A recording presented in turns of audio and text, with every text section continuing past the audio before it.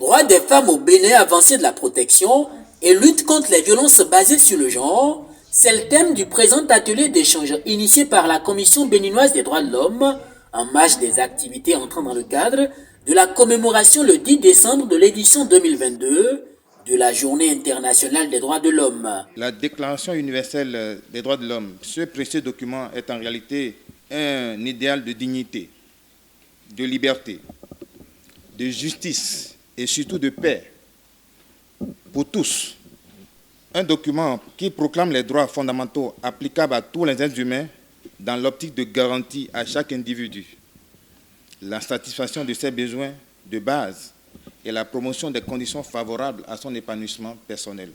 Cette célébration du 74e anniversaire de la Déclaration universelle des droits de l'homme a été donc l'occasion pour la CBDH de mettre sur les feux de la rampe la thématique afin, dans un premier temps, d'informer le grand public sur les enjeux majeurs liés à la protection des droits fondamentaux, notamment des femmes et des jeunes filles, mais aussi pour attirer l'attention des pouvoirs publics et des organisations de la société civile sur la nécessité de poursuivre avec les actions de sensibilisation en vue d'aboutir à un changement vertueux des comportements. Je me tiens devant vous pour confirmer la détermination du gouvernement des États-Unis à faire partie de cette lutte, à réitérer à tous que cette mission est plus que jamais urgente.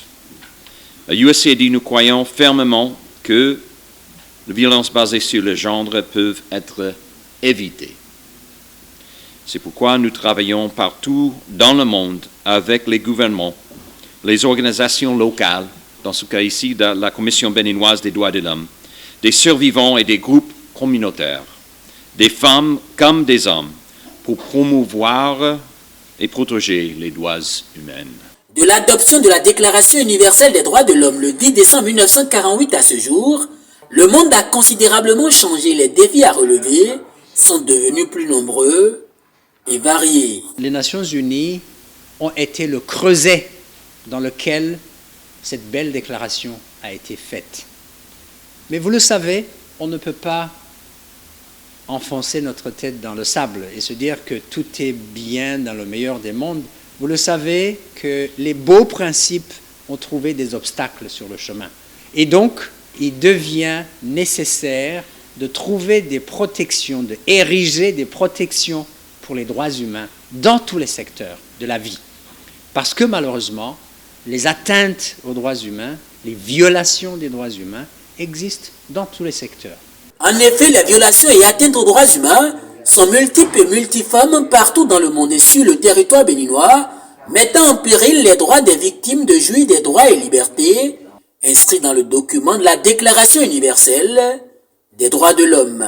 Durant les décennies qui ont suivi l'adoption de la Déclaration en 1948, les droits de l'homme ont été davantage reconnus et garantis dans le monde entier. Elle a depuis servi de base à un système de protection des droits de l'homme en expansion qui se concentre aujourd'hui également sur les groupes vulnérables, comme les personnes handicapées, les peuples autochtones et les migrants. Cependant, la promesse de dignité et d'égalité des droits que porte la Déclaration universelle des droits de l'homme a fait l'objet de nombreuses attaques ces dernières années. Alors que le monde est confronté à de nouveaux défis, pandémies, conflits, inégalités croissantes, faillite morale du système financier mondial, racisme, changement climatique, les valeurs et les droits inscrits dans la Déclaration universelle des droits de l'homme fournissent encore aujourd'hui des repères pour que nos actions collectives ne laissent personne de côté. Quand il s'agit des droits de l'homme, nous avons besoin que tout le monde soit de la partie. C'est donc à bon droit que les efforts importants accomplis par le Bénin, par son gouvernement et son chef, visent à renforcer les mesures législatives en faveur de la protection des droits de la femme, des droits de l'enfant, des droits des personnes handicapées, des droits des personnes âgées, mais aussi des droits des personnes déplacées internes, des apatrides, des réfugiés des travailleurs migrants. Et cela, nous le célébrons aussi à cette occasion parce que c'est à l'actif du gouvernement. L'État est le socle de la protection. C'est l'État qui protège les droits de l'homme. La souveraineté signifie protection. Nous demeurons cependant très préoccupés du taux élevé de détention préventive et surtout des conditions de détention, même si nous félicitons le gouvernement du Bénin pour l'annonce faite d'une part de procéder à la réforme du système pénitentiaire et des conditions de vie des prisonniers, de construire et équiper 5 établissements pénitentiaires et des centres de sauvegarde de l'enfance et de l'adolescence. Les violences basées sur le genre représentent en effet la violation des droits humains le plus courant dans le monde et le Bénin est loin de faire exception au dire des panélistes, malgré les efforts au niveau législatif. Nous avons un triplet législatif composé de 3 lois. La 2021 qui parle des infractions liées au sexe, dans laquelle le gouvernement fait des démarches claires de la protection de la femme. Deuxième loi de ce triplet, nous avons la loi 2021-12 qui modifie la loi sur la santé de la reproduction en libéralisant l'avortement pour permettre à la femme d'être dans cette liberté de décision dans le cadre d'une grossesse. Et enfin, la 2021-13 qui modifie le code des personnes et de la famille, accordant le principe de l'égalité en ce qui concerne le nom des personnes qui en sont acteurs. Les plaintes que nous recevons ne viennent pas seulement de Cotonou, elles viennent de partout.